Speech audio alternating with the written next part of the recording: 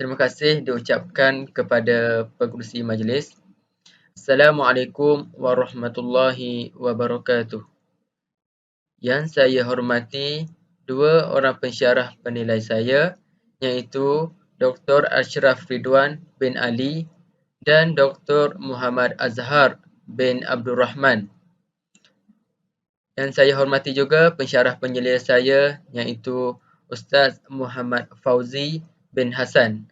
Saya Ahmad Fatizat bin Muhammad Hariri dari PISMP Semester 8 akan membentangkan tajuk kajian saya, iaitu kefahaman siswa pendidik bukan pengkhususan pengajian Islam di Institut Pendidikan Guru Kampus Datuk Razali Ismail mengenai pensyariatan iddah dalam Islam.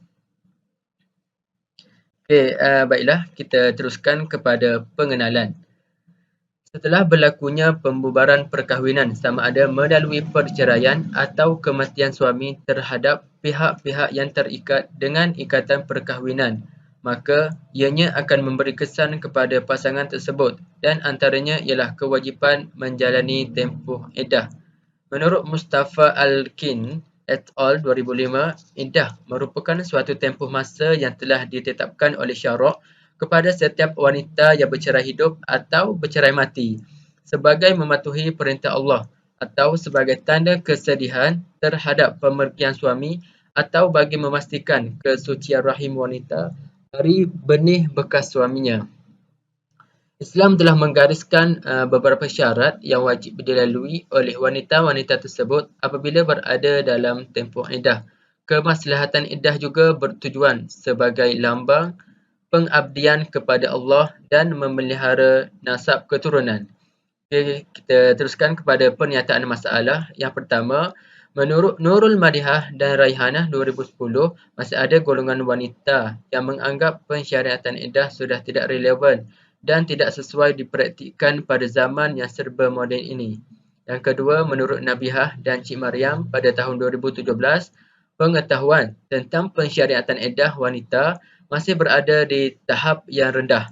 Okay, seterusnya, menurut Awaliyah 2019, banyaknya berlaku kes-kes perkahwinan dalam tempoh iddah pada hari ini.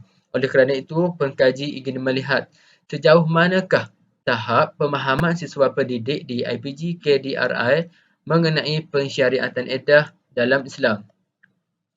Okay, objektif kajian yang pertama sekali, bagi mengenal pasti tahap kefahaman siswa pendidik bukan pengkhususan pengajian Islam mengenai pengertian iddah. Yang kedua, bagi mengenal pasti tahap kefahaman siswa pendidik bukan pengkhususan pengajian Islam mengenai hukum iddah. Yang ketiga, bagi mengenal pasti tahap kefahaman siswa pendidik bukan pengkhususan pengajian Islam terhadap kategori wanita yang wajib menjalani tempoh iddah.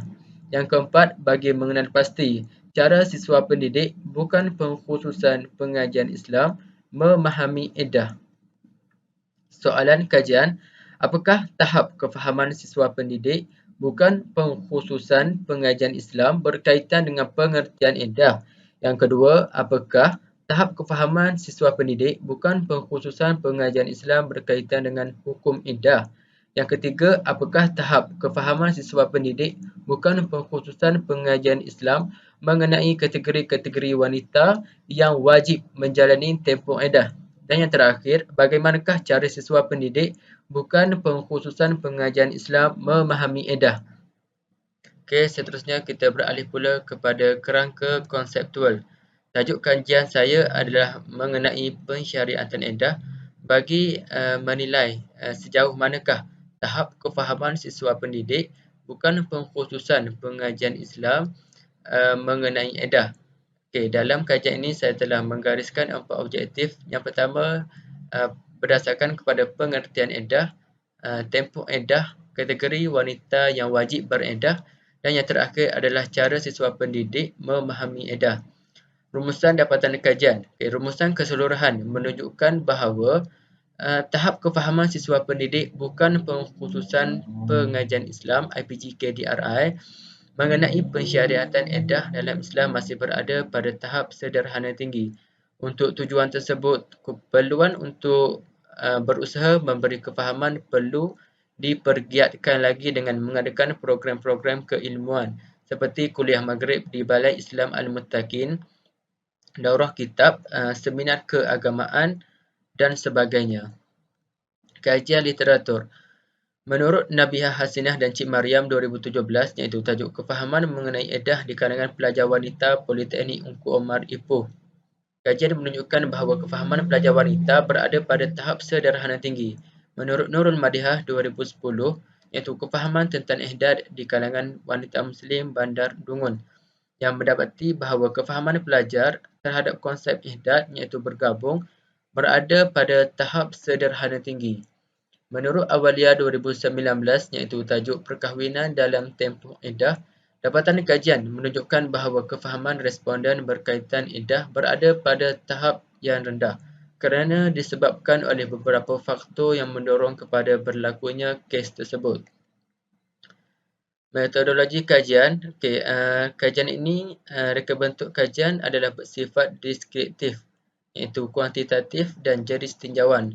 Bagi persampaian, pengkaji telah menggunakan persampaian rawak mudah. Dengan menggunakan jadual Krejci dan Morgan 1970, populasi seramai 322 orang, maka sampel yang perlu diambil adalah seramai 175 dan yang telah menjawab adalah seramai 193 responden. Yang terdiri daripada siswa pendidik bukan pengkhususan pengajian Islam IPG KDRI yang bermula dari semester 4 hingga semester 8. Instrumen kajian ini mengandungi 5 bahagian, iaitu bahagian A, bahagian B, bahagian C, bahagian D dan bahagian E. Prosedur penganalisisan data berdasarkan kepada keempat objektif. Pengkaji telah menganalisis data dengan secara deskriptif, iaitu min, sisihan piawai dan peratus. Tata cara pemerolehan data pada bahagian A, terdapat demografi responden, bilangan item 6, bahagian B, kefahaman tentang pengertian edah, bilangan item 5, bahagian C, kefahaman tentang hukum edah, bilangan item 5, bahagian D, kefahaman tentang kategori wanita yang wajib beredah, bilangan item 6, bahagian E, cara siswa pendidik memahami edah, bilangan item 7. Instrumen soal selidik telah melalui proses modifikasi dan juga adaptasi daripada kajian Nabihah Hasinah dan Cik Mariam pada tahun 2016. Bagi kesahan dan kebolehpercayaan, kesahan telah dinilai oleh 3 orang pakar yang terdiri daripada 2 orang pensyarah JAPIM dan seorang pensyarah Jabatan Pengajian Melayu. Kebolehpercayaan pula, kajian rintis telah dijalankan kepada siswa pendidik iaitu seramai 50 orang yang menunjukkan nilai Alpha Crombash secara keseluruhan ialah 0.75 adalah baik dan boleh diterima. Dapatan analisis demografi yang pertama sekali berdasarkan jantina, yang menunjukkan seramai 80 orang lelaki, 113 orang perempuan. Seterusnya bidang pengajian yang menunjukkan seramai 90 orang dari option Bahasa Melayu, 33 orang dari option Sains dan 70 orang daripada option TESOL. Seterusnya program atau semester yang menunjukkan 40 orang responden dari semester 4, 96 orang dari responden semester 6 dan 57 responden semester 8. Bagi elektif pengajian PISMP, elektif bahasa iaitu seramai 98 orang responden, 32 orang responden dari pendidikan sosial dan 63 dari elektif pendidikan jasmani atau pendidikan kesihatan.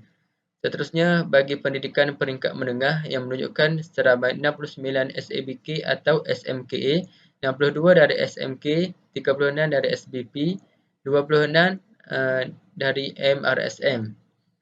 Seterusnya, pernah mendengar mengenai pensyariatan edah yang menunjukkan seramai 150 orang responden pernah mendengar mengenai pensyariatan edah, manakala 43 orang responden lagi tidak pernah mendengar pensyariatan edah. Dapatan kajian. Data kajian yang diperolehi dan dikumpul daripada responden telah dianalisis dengan menggunakan Periscian Statistical Package for Social Science SPSS version 22. Analisis data hanya berfokus kepada analisis deskriptif yang melibatkan taburan kekerapan, min dan sisihan piawai. Skor yang diperolehi telah Maafkan saya, skor yang diperolehi telah diinterpretasi mengikut jadual berikut. Berdasarkan kepada objektif 1 iaitu kefahaman siswa pendidik mengenai pengertian edah, min keseluruhan menunjukkan 4.35, sisihan piawai 0.70 yang menunjukkan tahap kefahaman siswa pendidik mengenai pengertian edah berada pada tahap yang tinggi. Bagi kefahaman yang paling tinggi adalah berdasarkan kepada item B3 iaitu edah ialah suatu tempoh masa menunggu bagi wanita yang telah kematian suaminya iaitu min 4.60 sisihan piawai 0.81.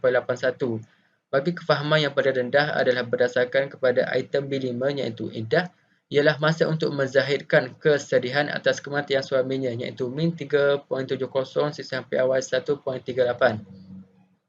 Bagi objektif yang kedua iaitu kefahaman mengenai hukum iddah, min keseluruhan adalah 4.30 sisihan piawai 0.63.